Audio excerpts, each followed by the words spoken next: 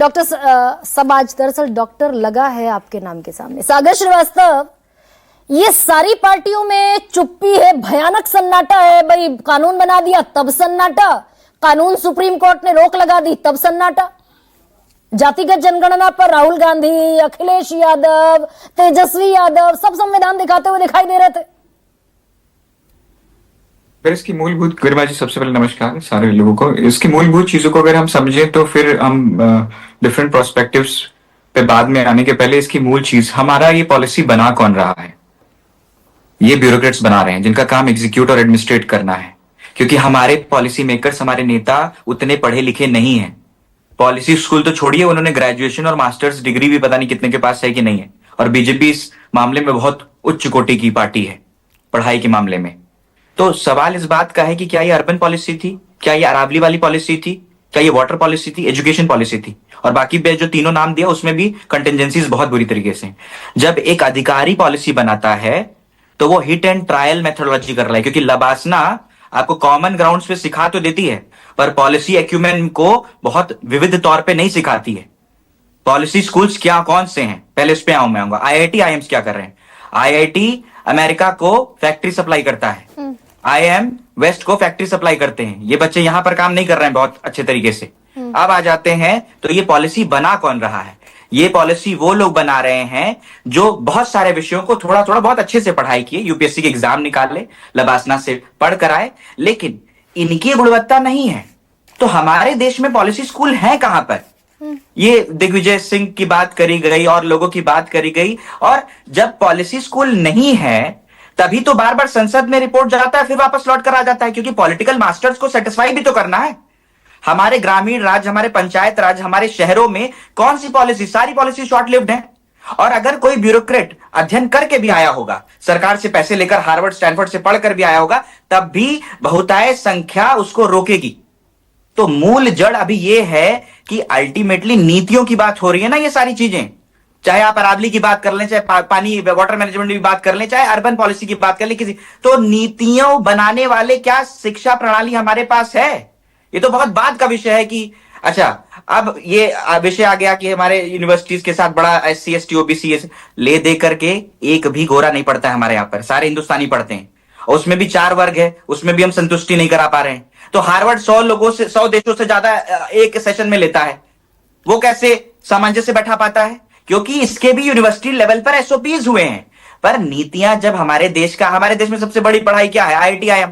मेरे अपने टेन्योर में IIM अहमदाबाद में 2 साल में मैंने 2 बच्चों को सुसाइड करते हुए देखा, दोनों दलित थे। दलित के घर में 2 बार लड्डू, एक पहले सिलेक्शन हो गया, पिताजी ने लड्डू बंटवा दिया मोहल्ले ने कि भाई हमारा बच्चे का IIT IIM हो गया। पर ये तो राहुल गांधी कहते हुए दिखाई दे रहे थे डॉक्टर सागर कि हम दरअसल उलझे रहे दलितों में, मुस्लिमों में, अपर क्लास में, हम ओबीसी को भूल गए। अलग बातें करी, रुकिए ना, जिसमें इतने पैनलिस्ट हैं। हाँ, और मैं सबसे उम्र में छोटा हूं, मैं पढ़ाई लिखाई जस्ट अभी करके आ रहा हूं। हाँ, आप मेरा सवाल ये दें कि ये नीतियों बनाने वाला कोई शैक्षिक संस्थान है? आपसे मैं पूछता हूं, 3 नीतियों बनाने वाले हिंदुस्तान के शैक्षिक संस्थान बताइए। IIM अहमदाबाद ने 3 साल पहले Jindal school of public policy बनाया है। अशोका और ये सारे कॉलेज प्राइवेट कॉलेजेस हैं। अरे आप इंडियन ब्यूरोक्रेट से कब तक नीतियां बनवाएंगे? वो एक एवरेज एक्यूमेन का आदमी है। कल आप बोलोगे उसको पानी ठीक कर दो, फिर बोलोगे वो कोई कूद गया नदी में, गिर गया पानी, नहीं, ये थोड़ा सा मैं डॉक्टर सागर इससे थोड़ा सा ना इत्तेफाकी रखती हूँ। भाई देश में इतने कानून बने, अब्रोगेशन ऑफ 370 हुआ, CAA का कानून बना, अब्रोगेशन ऑफ 370 हुआ। इस कानून में एडमिनिस्ट्रेशन कंट्रोल की कमी है, इसमें कोई बुराई नहीं है। तो ब्यूरोक्रेट बनाएगा ना, उसको सुपरवाइजर, उसको इंस्पेक्शन करेगा राजनेता। नहीं, अगर ऐसा होता तो मोदी जी पहले अभी नीति आयोग का गठन नहीं करते। Revisit your thought. अगर ऐसा होता, प्लानिंग कमीशन को डिसॉल्व नहीं करते। नीति बनाना, ये ब्यूरोक्रेट का काम क्या है? उसको हमारे हिंदी जबान में कलेक्टर बोला जाता था। आप समझिए, एडमिनिस्ट्रेटर एग्जीक्यूट पॉलिसी, नीतियां कौन बना रहा है? ब्यूरोक्रेसी पर जा रहे हैं। अरे भाई ब्यूरोक्रेसी दरअसल इसी से निकलता है, यही गंगोत्री है, इसी से निकलेगा। डॉक्टर सागर रुकिए, 1 सेकंड रुक जाइए। ब्यूरोक्रेसी तो दरअसल बैकवर्ड सपोर्ट है ना, एक बैक सीटेड सपोर्ट है। तो फिर कौन नीतियां बना रहा है? पॉलिसी कौन बना रहा है? क्रेडिट डिस्क्रेडिट तो सरकार को दिग्विजय सिंह या जितने भी 17 लोग हैं, इन्होंने पॉलिसी की डॉक्टर पढ़ाई कहां से करी है? डॉक्टर लक्ष्मण यादव, ये सारी राजनीतिक पार्टियां इस पर चुप क्यों हैं? जितनी सोशल जस्टिस की बात करती थी, मैंने मान लिया चलिए बीजेपी की नीयत में खोट है, तो ये राहुल गांधी, तेजस्वी यादव सब चुप हैं, सोशल जस्टिस की पॉलिटिक्स करने वाले सारे मंडल के मसीहा सब। गरिमा जी, चुप तो वो भी है जो हिंदू हिंदू एक कर रहे थे, उनको भी चुप्पी में देख रहा हूं कि ये ओबीसी एससी एसटी को अगर समता समिति से न्याय मिल रहा है तो वो क्यों चुप हैं? राजनीतिक दल देखिए अपने ढंग से चीजों को सोचते हैं कि कौन सही, किसको नाराज करें, किसको खुश। लेकिन एक दो छोटा छोटा आपकी डिबेट में बहुत जरूरी सवाल आया, उसका जवाब दे दूं। हाँ, दे दीजिए। अभी बात आई कि कमेटी बनाया कौन? सरकार।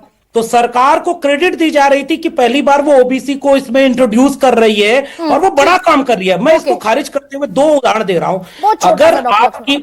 अगर आपकी मंशा थी कि ओबीसी एससी एसटी को समता समिति से न्याय मिलता तो इतनी लचर आप पॉलिसी नहीं बनाते कि पहली हियरिंग में नहीं है, आईआईएम नहीं है, एनआईटी नहीं है, मेडिकल कॉलेज नहीं है, दुनिया भर के संस्थान छोड़ दिया आपने।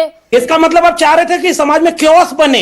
आप पहले एक तबके को सड़क पर उतारे, दूसरा उतरेगा। और दूसरी बात कि कोर्ट में आपका वकील दोनों की आवाज धीमी कर दीजिए। Doctor Lakshman, please let me proceed now.